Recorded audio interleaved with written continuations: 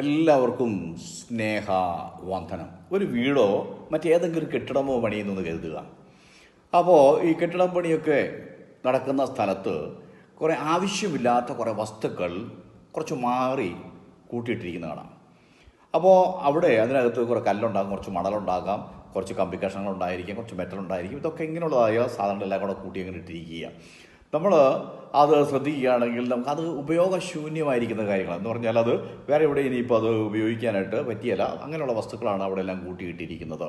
വിശുദ്ധ ബൈബിളിൽ നമ്മൾ പരിശോധിക്കുകയാണെങ്കിൽ ഇങ്ങനൊരു വാക്യം നമുക്ക് കാണുവാൻ കഴിയുന്നുണ്ട്. ശ്രദ്ധിക്കുക, 118 സങ്കീർത്തനം 22-23 വാക്യങ്ങളിൽ ഇങ്ങനെ നമ്മൾ വായിക്കുന്നു: വീട് പണിയുന്നവർ തള്ളിക്കളഞ്ഞ കല്ല് മൂലക്കല്ലായി തീർന്നിരിക്കുന്നു.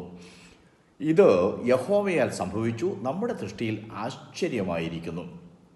118 സങ്കീർത്തനം 22-23 വാക്യമാണ് ഞാൻ നിങ്ങളെ വായിച്ച് കേൾപ്പിച്ചത്. ഇവിടെ ശ്രദ്ധിച്ച്, ഇവിടെ പറഞ്ഞു വീട് പണിയുന്നവർ തള്ളിക്കളഞ്ഞ കല്ല് മൂലക്കല്ലായി തീർന്നിരിക്കുന്നു. ഇത് യഹോവയാൽ സംഭവിച്ചു, നമ്മുടെ ദൃഷ്ടിയിൽ ആശ്ചര്യമായിരിക്കുന്നു.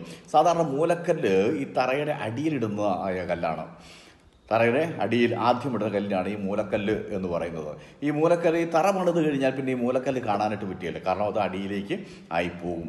എന്നാൽ അത് മൂലക്കല്ല് ഇവിടെ നമ്മൾ കാണുന്നത് അപ്പോൾ വാക്യം ശരിയാകുകയില്ല. അതായത് ഇത് യഹോവയാൽ സംഭവിച്ചു, നമ്മുടെ ദൃഷ്ടിയിൽ ആശ്ചര്യമായിരിക്കും. അങ്ങനെയാണെങ്കിൽ ഇവിടെ പറഞ്ഞിരിക്കുന്ന ഈ കല്ല് എല്ലാവർക്കും എപ്പോഴും എവിടെ വെച്ച് കാണാവുന്ന കല്ലാണ് ഇട്ടിരിക്കുന്നത്. അങ്ങനെയാകുമ്പോൾ അത് മൂലക്കല്ലായിരിക്കാൻ സാധ്യതയില്ല. അതിൻ്റെ ശരിയായിട്ടുള്ള ട്രാൻസ്ലേഷൻ ഇങ്ങനെയാണ്: മൂലക്കല്ല് എന്ന് പറഞ്ഞാൽ കോർണർ സ്റ്റോൺ എന്നാണ്. അങ്ങനെയല്ല കാണുന്നത്. അതായത് കൊടുത്തിരിക്കുന്നത് ലിൻഡിൽ അല്ലെങ്കിൽ ക്യാപ് സ്റ്റോൺ എന്നാണ്. ക്യാപ് സ്റ്റോൺ എന്ന് പറഞ്ഞു കഴിഞ്ഞിട്ടുണ്ടെങ്കിൽ അതായത് തുപ്പിക്കല്ലെന്നാണ്. തുപ്പിക്കല്ല് ഇതിന് മുകളിൽ വെക്കുന്നത്. അതായത് 2 ചുമരുകൾ വന്ന് കൂടുന്ന സ്ഥലത്ത് എന്ത് ചെയ്യും? കട്ടള വയ്ക്കും. ഇന്നാണ് കട്ടളയാണ് വയ്ക്കുന്നത്. എന്നാൽ ഈ കട്ടളയൊന്നും ഇല്ലാത്ത ഒരു കാലമുണ്ടായിരുന്നു പഴയ കാലത്താകുമ്പോൾ ഈ 2 ഭാഗത്തൊന്നും ചുമര് അല്ലെങ്കിൽ ഭിത്തി കെട്ടി വന്നതിന് ശേഷം ആ വാതിലിൻ്റെ ഭാഗത്ത് മേലെ ആയിട്ട് മുകളിലായിട്ട് ഒരു കല്ല് വയ്ക്കും. ആ കല്ലിനെയാണ് ഈ ക്യാപ് സ്റ്റോൺ അല്ലെങ്കിൽ ലിൻഡിൽ എന്ന പേരിൽ അറിയപ്പെടുന്നത്.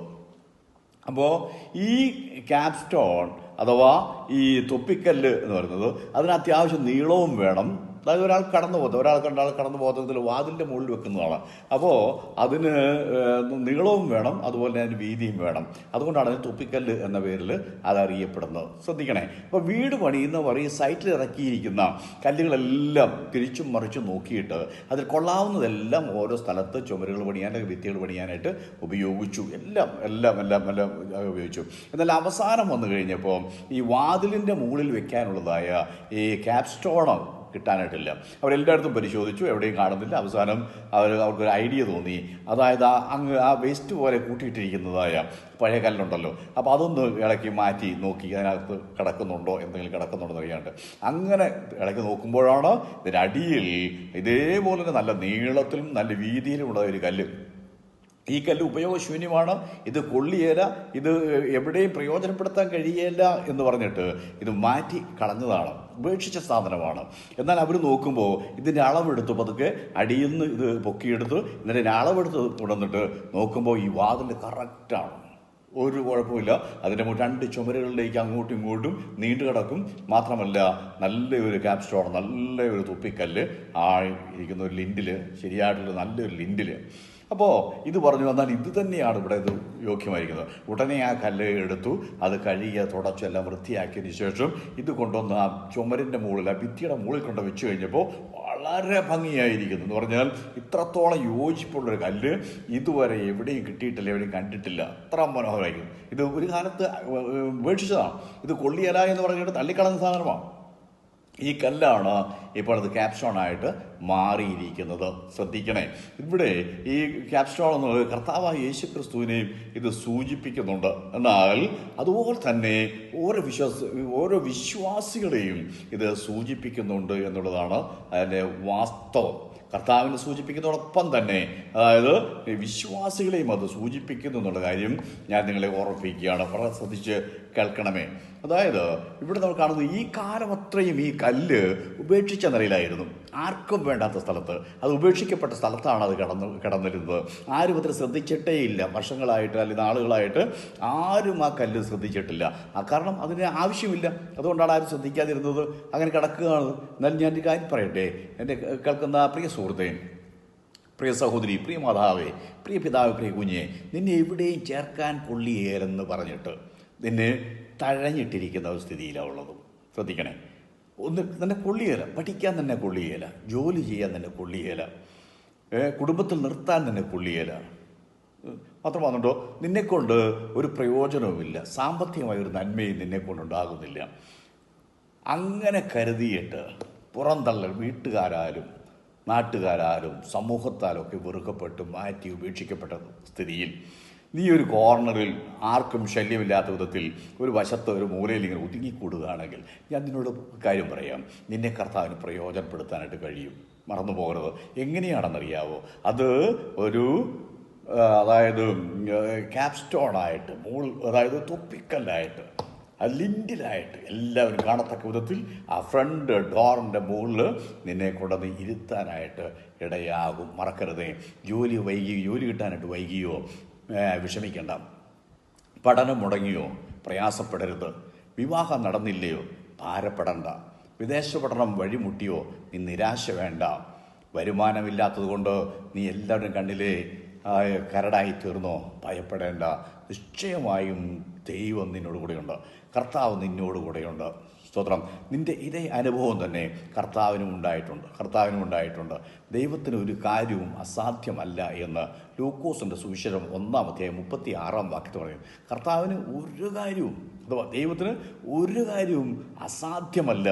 എല്ലാം സാധ്യമാണ്. ദൈവത്താലാണ് നമ്മൾ മുന്നോട്ട് പോകുന്നതെങ്കിൽ, നീ രക്ഷിക്കപ്പെട്ട ദൈവത്തിലാണെങ്കിൽ, അല്ല നീ യേശുവിന് കർത്താവും രക്ഷിതാവായി അംഗീകരിച്ചൊരു വ്യക്തിയാണെങ്കിൽ, അല്ല ഇനിയും നിനക്ക് രക്ഷിക്കപ്പെടാനുള്ള മനസ്സുണ്ടെങ്കിൽ, ദൈവത്തെ പിൻപറ്റുവാൻ, കർത്താവിനെ പിൻപറ്റുവാൻ മനസ്സുണ്ടെങ്കിൽ, നിന്റെ സ്ഥിതികൾക്ക് മുഴുവൻ വ്യത്യാസം വരും. നിന്നെ തള്ളിക്കളഞ്ഞ സ്ഥലത്ത് നിന്ന്, നിന്നെ ഉപേക്ഷിച്ച സ്ഥലത്ത് നിന്ന് അവിടെ പൊക്കിയെടുത്തുകൊണ്ട് വന്നിട്ട് ഏറ്റവും ഉന്നതമായ നിലയിൽ, ഏറ്റവും ശ്രേഷ്ഠകരമായ സ്ഥിതിയിൽ എല്ലാവരും കാണത്തക്ക വിധത്തിൽ എല്ലാവരും അത്ഭുതം കൂറുമാറ്, അതിശയപ്പെടുമാറ്, ആശ്ചര്യപ്പെടുമാറ് നിന്നെ നിലനിർത്തുവാൻ കർത്താവിന് ആഗ്രഹമുണ്ട്.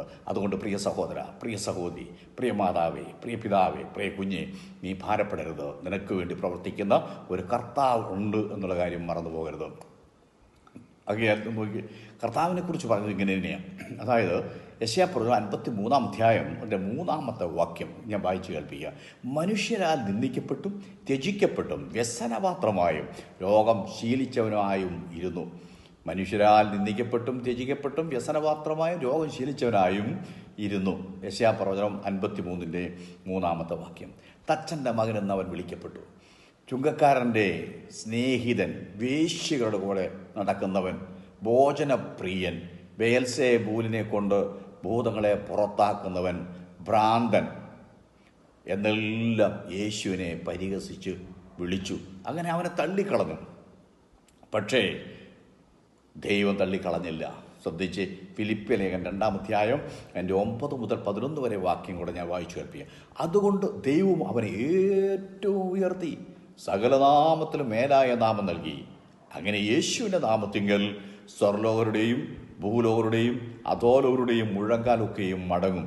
എല്ലാ നാവും യേശു ക്രിസ്തു കർത്താവ് എന്ന് പിതാവായ ദൈവത്തിൻ്റെ മഹത്വത്തിനായിട്ട് ഏറ്റുപറയുകയും ചെയ്യേണ്ടി വരും. എന്നുവെച്ച് തള്ളിക്കളഞ്ഞവനാ, ഉപേക്ഷിക്കപ്പെട്ടവനാ ഇവൻ. ഭൂതത്തിൻ്റെ തലവനായ ബെൽസെബൂലിനെ കൊണ്ട് ഭൂതങ്ങളെ പുറത്താക്കുന്നു എന്ന് പറഞ്ഞവനാ ഇവൻ. വേശ്യകളോടും ചുങ്കക്കാരോടും കൂടെ നടക്കുന്നു എന്ന് പറഞ്ഞവനാ. ഭക്ഷണപ്രിയനാണെന്ന് പറഞ്ഞവനാ. എല്ലാവരും ത്യജിച്ചതാണ്. പക്ഷേ അവന് ഏറ്റവും മേലായ നാമം നൽകി അവൻ ദൈവം ഏറ്റവും ശ്രേഷ്ഠകരമായി അവനെ ഉയർത്തിയെങ്കിൽ, മാന്യ സ്നേഹിത, പ്രിയ സഹോദരി, പ്രിയ സഹോദര, പ്രിയ പിതാവേ, പ്രിയ മാതാവേ, പ്രിയ കുഞ്ഞെ, ഭാരപ്പെടരുത്, നിരാശപ്പെട്ടു പോകരുത്. നിന്നെ ആ ദൈവം തള്ളിയിട്ടില്ല, കർത്താവ് നിന്നെ തള്ളിയിട്ടില്ല. നിശ്ചയമായും നിന്നെ ഉയർത്തും. നീ ഉയരാനായിട്ട് പോവുകയാണ്. നിന്നെ കർത്താവ് മാന്യതയുടെ സ്ഥാനത്ത് കൊണ്ടുവരും. മറന്നു പോകരുത്. ആകയാൽ എല്ലാവരും തള്ളിയാലും, ആരെല്ലാം തള്ളിയാലും യേശു നിന്നെ തള്ളിക്കളയുകയില്ല. സകല നിന്ദയും മാറ്റി നിന്നെ മാനിക്കും. നമ്മെ ഉയർത്തുവാൻ, നമ്മെ മാനിക്കുവാൻ കർത്താവ് നമ്മുടെ ചാരയുണ്ട്. തള്ളിക്കളയുന്ന സ്ഥലത്ത് നിന്ന് നിന്നെ എടുത്തിട്ട് ക്യാപ്സ്റ്റോൺ ആക്കി മാറ്റുവാൻ, ഒരു ലിൻഡിലായിട്ട് മാറ്റുവാൻ, അത് ഫ്രണ്ടിൽ തന്നെ ഇരിക്കത്തക്ക വിധത്തിൽ എല്ലാവരും അത്ഭുതം കൂറുമാറ്, ആശ്ചര്യപ്പെടുമാറ് തള്ളപ്പെട്ട കല്ല് ഇപ്പോൾ ഏറ്റവും മുഖ്യസ്ഥാനത്ത്, പ്രമുഖ സ്ഥാനത്ത്, പ്രധാന സ്ഥാനത്ത് തന്നെ അതിനെ നിലയുറപ്പിച്ചിരിക്കുന്നത് പോലെ തന്നെ നിന്നെയും അതേപോലെ ആക്കി വയ്ക്കുമെന്ന് ദൈവാത്മാവ് വെളിപ്പെടുത്തുകയാണ്. ആകെ നമുക്ക് പ്രാർത്ഥിക്കാം. കണ്ണിലടയ്ക്കാൻ തള്ള വണക്കം. പരിശുദ്ധ പിതാവേ, നന്ദിയോടെ ഞങ്ങൾ സ്തുതിക്കുന്നു. കർത്താവെ വാഴ്ത്തുന്നു. എല്ലാവരും തള്ളപ്പെട്ടെങ്കിലും, എല്ലാവരും ആരും ഉപേക്ഷിക്കപ്പെട്ടെങ്കിലും, ഇവൻ കണ്ണിന് ഇവിടെ കാണുമെന്ന് പറഞ്ഞിട്ട്, അല്ലെങ്കിൽ ഇവൾ കൊള്ളിയേല എന്ന് പറഞ്ഞിട്ട് ഇവളെ ഒരു സ്ഥാനത്ത് നിർത്തുവാനായിട്ട്, ഒരു സ്ഥാനത്തിന് ഇവളെ യോഗ്യയല്ല, അല്ലെങ്കിൽ ഇവളെ യോജിച്ച ആളല്ല എന്ന് പറഞ്ഞ് മാറ്റി നിർത്തുന്ന സ്ഥാനത്ത് നിന്ന് പൊക്കിയെടുത്തു കൊണ്ടുവന്ന് ഏറ്റവും മനോഹരമായ സ്ഥലത്ത്, ഏറ്റവും പ്രധാനപ്പെട്ട സ്ഥാനത്ത്, ഏറ്റവും മുഖ്യമായ സ്ഥാനത്ത് കൊണ്ടുവരുന്ന കൃപയ്ക്കായി നിന്നെ നന്ദിയോടെ സ്തോത്രം ചെയ്യുന്നു. ആകയാൽ ആ കുഞ്ഞിൻ്റെ വിഷമത്തെ മാറ്റണമേ, ആ സഹോദരിയുടെ പ്രയാസത്തെ മാറ്റണമേ കർത്താവേ. അവരുടെ നിരാശയെ നീ മാറ്റി തരണമേ എന്നടി പ്രാർത്ഥിക്കുന്നു. അവരോട് കൂടിയിരിക്കുമാറാകണമേ. ദൈവകൃപ അവരുടെ മേൽ പകരണമേ കർത്താവേ. അവരുടെ ഈ നിരാശ മാറിപ്പോകട്ടെ കർത്താവേ. കഴിഞ്ഞ പകൽ മുഴുവൻ അധ്വാനിച്ചു, അവർ വളരെ കഷ്ടപ്പെട്ടു, ആസ്വദിച്ചു. ആ സമയത്തൊക്കെ മാനസികമായ വല്ലാത്ത ഭാരത്തിലാണ്, നിരാശയിലാണ്, ആരും എന്നെ മാനിക്കുന്നില്ലല്ലോ എന്നുള്ളതായ സങ്കടത്തിലാണ് കർത്താവേ. അവരുടെ സങ്കടം മാറ്റി, അവരുടെ ദുഃഖം മാറ്റി, അവരുടെ പ്രയാസം മാറ്റി അവരെ നീ സഹായിക്കുമാറാകണം, അവരെ നീ അനുഗ്രഹിക്കുമാറാകണം. ദൈവകൃപ കൊണ്ട് പൊതിയുമാറാകണം. അവരെ നീ അനുഗ്രഹിക്കുകയും സഹായിക്കുകയും കർത്താവെ അവരെ മാനിച്ച് അവരെ നിലനിർത്തുകയും ചെയ്യുമാറാകണമേ എന്നടി പ്രാർത്ഥിക്കുന്നു. കരങ്ങൾ സമർപ്പിക്കുന്നു, പ്രാർത്ഥിക്കാൻ സ്തുതിക്കുന്നു. യേശുവിൻ നാമത്തിൽ തന്നെ ഈ നിമിഷം തന്നെ നിങ്ങളെ കർത്താവിൻ്റെ കരങ്ങൾ സമർപ്പിക്കുക. കർത്താവ് നിങ്ങൾക്ക് വേണ്ടി കരുതും, കർത്താവ് നിങ്ങൾക്ക് വേണ്ടി പ്രവർത്തിക്കും, കർത്താവ് നിന്നെ മാനിക്കും. സംശയമില്ലാത്ത കാര്യമാണ്. നിങ്ങൾക്ക് ഈ സന്ദേശം പ്രയോജനപ്പെട്ടുവെങ്കിൽ നിശ്ചയമായും സബ്സ്ക്രൈബ് ചെയ്യുക, ലൈക്ക് ചെയ്യുക, ഷെയർ ചെയ്യുക. കർത്താവ് നിങ്ങളെ അനുഗ്രഹിക്കുമാറാകട്ടെ. ആമേൻ.